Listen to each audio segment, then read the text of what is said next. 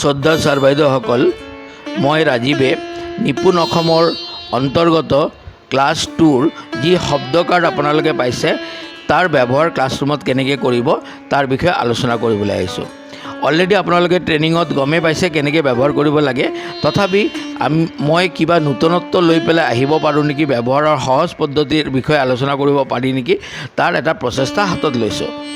ইয়াতে প্ৰতিটো শব্দ কাৰ্ডত থকা এটা শব্দৰে সমাৰ্থক। যেনেকৈ হাতী, হাতীৰ আন এটা অৰ্থত আমি ঐৰাৱত ক'ব পাৰোঁ, গছ ক'ব পাৰোঁ, এনেকৈ হস্তি ক'ব পাৰোঁ। এতিয়া কিয় কওঁ, কেতিয়া ক'ম, এইখিনি কথা ল'ৰা ছোৱালীক ক'ব লাগিব। তো প্ৰথমতে যিটো আমাৰ FLN মিছনৰ মূল উদ্দেশ্য, পঠন, লিখন আৰু ব্যৱহাৰিক জ্ঞান লাভ কৰা। তো আমি কি কৰিম, ইয়াতে প্ৰথমতে প্ৰতিটো শব্দ তেওঁলোকক শুদ্ধ উচ্চাৰণেৰে পঢ়ি পেলাই শুনাম, তাৰপিছত তেওঁলোকে পঢ়িবলৈ দিম আৰু তাৰপিছত প্ৰতিটো শব্দৰে বাক্য ৰচনা কৰিবলৈ দিম।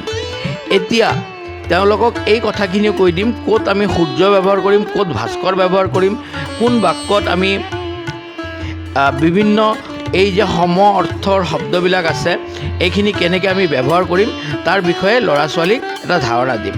তাৰ বাহিৰতো এই কাৰ্ড দি পেলাই আমি আৰু ধুনীয়া ধুনীয়া খেল খেলিব পাৰোঁ। যেনেকৈ ধৰক ডিক্সনাৰী চাই পেলাই বা অভিধান চাই পেলাই আৰু সমাৰ্থক শব্দ তেওঁলোকে ওলাই আনিব আৰু এই সমাৰ্থক শব্দ দি পেলাই তেওঁলোকে বাক্য ৰচনা কৰিব।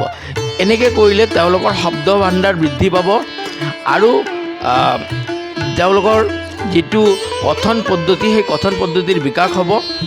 তো এনেকৈ আনন্দদায়ক পাঠদান তেওঁলোকে গ্ৰহণ কৰিব পাৰিব। এই কাৰ্ডৰ ব্যৱহাৰ ইমানে। অহা এপিছ'ডত মই আৰু এটা TLM লৈ আহিম। আজি ইমানে। ধন্যবাদ। মোৰ চেনেলটো ছাবস্ক্ৰাইব কৰিবলৈ পাহৰি নাযাব।